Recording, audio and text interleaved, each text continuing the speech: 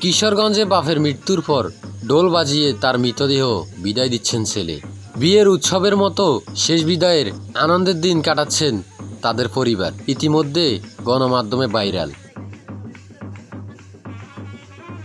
এই নজিরবিহীন ঘটনার উদ্দেশ্য এবং লক্ষ্য কী কারণে হয়েছে বা কী কারণে এগুলো করছে এখন পর্যন্ত জানা যায়নি। এইভাবে ঢোল বাজিয়ে আনন্দ নিচ্ছেন ছেলে। এখন পর্যন্ত জানা যায়নি ছেলে এই কাণ্ডকৃত কী জন্য করছেন।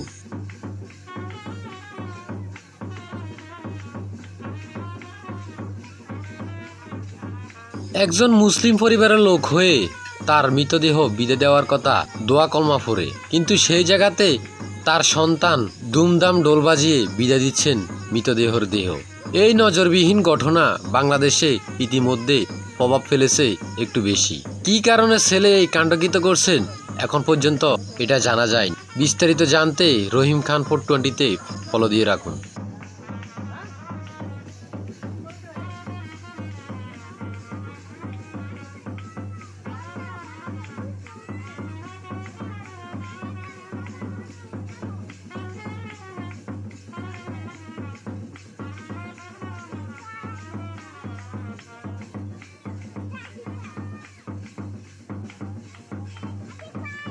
আমি ভরসা রাখি হিরোর স্মার্ট ওয়াটার পিউরিফায়ারে।